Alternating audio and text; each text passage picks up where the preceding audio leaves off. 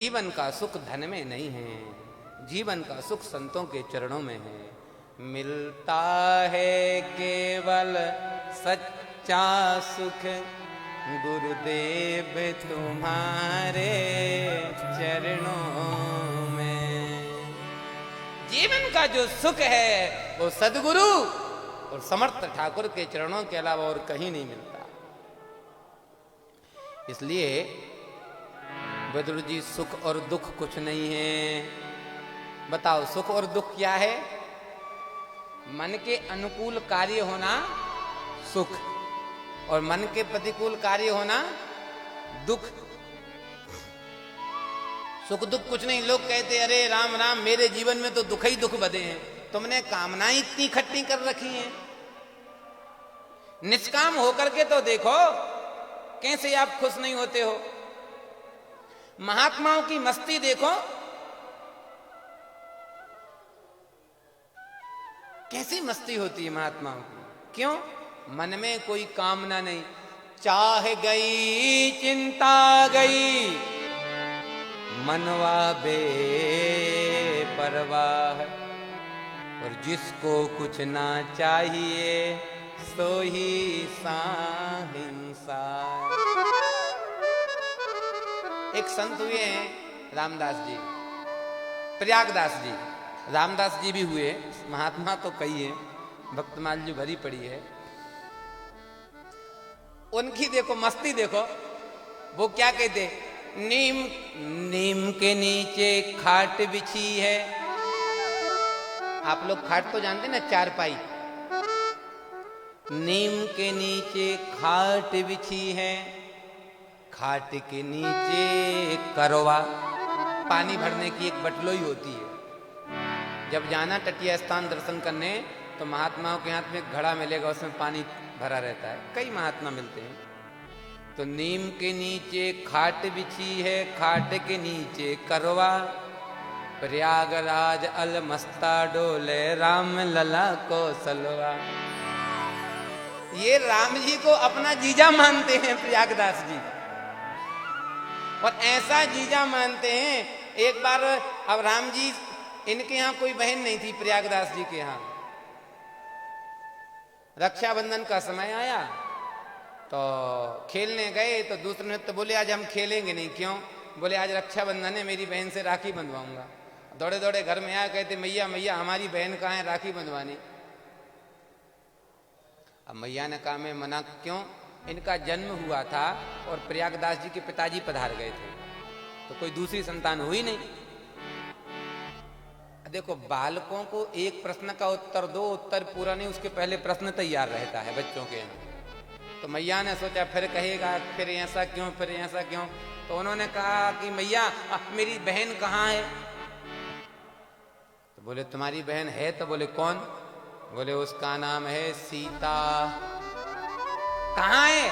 बोले बाको ब्याह है गो। कहाँ पे? अयोध्या में।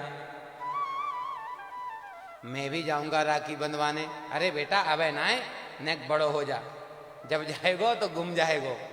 मजे की बात सुनो भैया, अब ये तो नहीं गए, उस समय नहीं पहुंच पाए, लेकिन एक दिन कथा सुन रहे थे तो महाराज एक ब्राह्मण देवता कथा सुना रहे थे। तो जैसे ही जानकी का नाम सुना तो अरे मेरे बहन की कथा कहाँ से आएगी, चुपचाप होके बैठ गए। बड़ी कथा सुंदर कहते कहते, और जैसे ही महाराज वनवास का प्रसंग आया कि राम जी जानकी और लक्ष्मण को लेकर के वनवास चले गए, सब कुछ त्याग करके। अब ये बेचारे रोने लगे, राम राम राम, हमारे जीजा जी और हमारी बहन जी कुछ नहीं ले गई। जंगल में काय पे सोएंगे, का खाएंगे, का बिछाएंगे, इनको कुछ नहीं सूझा।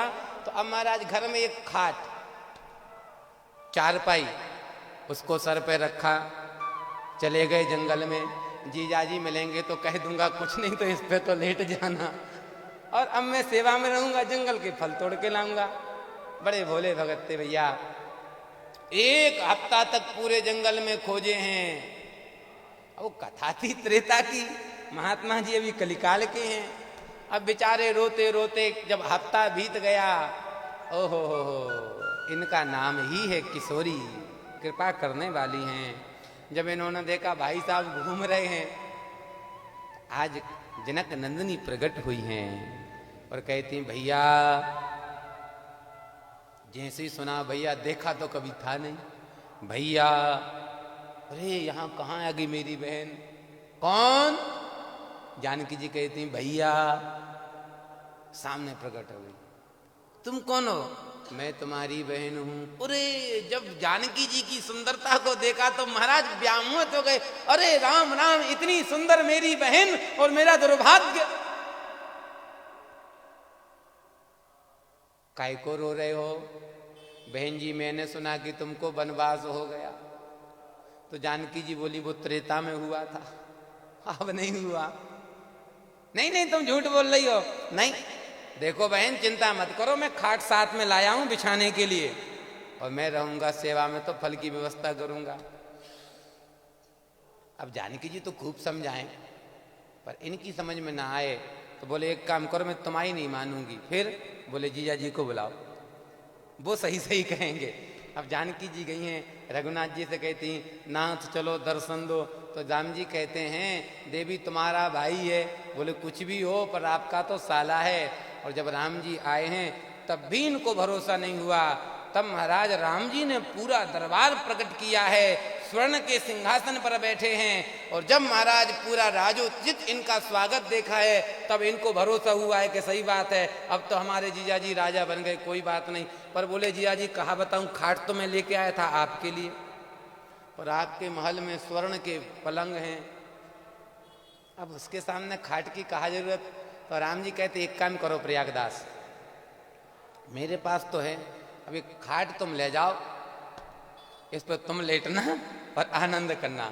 बोले प्रभु लाया था आपके लिए, आप एक बार तो बैठ जाओ। और आज रघुनाथ जी जानकी जी के सहित तो खाट पर बैठे हैं।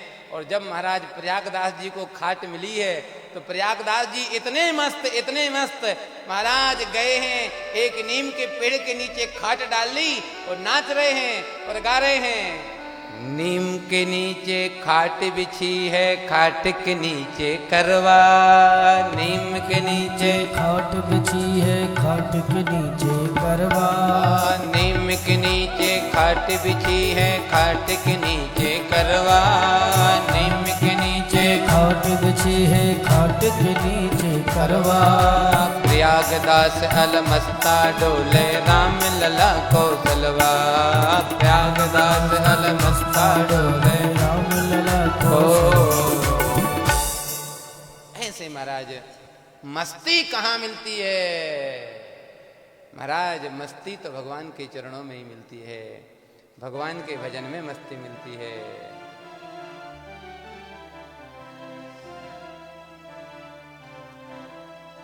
इसके बाद सृष्टि की रचना की कथा है। सृष्टि का विस्तार कैसे हुआ? पहले दुनिया में कुछ नहीं था, एक ब्रह्म था। उस ब्रह्म के मन में इच्छा हुई, एको हम बहुत श्यामा, एक से मैं बहुत हो जाऊं। वह एक से बहुत हो गया, होना चाहता था। तो सबसे पहले उसने नार की उत्पत्ति की। संस्कृत में जल को कहते हैं नार। उस नार पर उसने अपना बनाया अयन, मतलब निवास स्थान। तो नार पे बनाया अयन, इसलिए उस ब्रह्म का नाम पड़ गया नारायण। अब मन में इच्छा थी कि जब घर बहुत अच्छा बन गया तो भगवान बड़े खुश हुए, ठाकुर जी सो गए, उनको आ गई नींद। लेकिन मन में इच्छा थी एको हम बहुत श्यामा, एक से हम बहुत हो जाएं। तो भगवान का संकल्प तो हर अवस्था में सिद्ध होता है। भगवान की नाभि से एक कमल निकला है, कमल जल के ऊपर जाके खिला है, उस पर एक व्यक्ति प्रकट हो गया। सोचने लगा मेरा जन्मदाता कौन है। इस तरफ देखा एक मुख लग गया, इस तरफ देखा एक मुख लग गया, पीछे देखा एक मुख लग गया। सोच में पड़ गया ऊपर ना देखूं तो एक और लग जाएगा, क्या करूं, मेरा जन्मदाता कौन। कमल की तंतु से 10,000 वर्षों तक नीचे उतरा, फिर भी पता नहीं लगा पाया। दोबारा आकर के बैठा, 2 अक्षर सुनाई दिए, स्पर्शे सुयस्सो दशमेक विंसः। 16वां और 20वां अक्षर सुनाई दिया। तो 16वां अक्षर कौन सा है? ता, और 20वां पा। दोनों को मिला दिए, बन गया तप। तपस्या करने लगे, 20,000 वर्ष तक तपस्या की। यहाँ जो ब्रह्म नार के ऊपर बनाया अयन, नाम पड़ गया नारायण, उनकी खुली नींद। ओहो, मैं तो चाहता था कि एक से बहुत हो जाए, हम तो सो ही गए। जैसे ठाकुर जी जगे, देखा तो 4 मुख वाला व्यक्ति बैठा था। भगवान ने कहा कौन हो? बोले इसी को पता लगाने के लिए 4 मुख हो गए, आप बताओ हम कौन है? तब भगवान कहते हैं मेरा नाम ब्रह्म और ब्रह्मस्य अपत्त पुमान इति ब्रह्म। तुम्हारा नाम है ब्रह्मा। हमको क्यों बनाया? बोले सृष्टि की रचना करो। तब ध्यान से सुनना भैया, सबसे पहले ब्रह्मा जी ने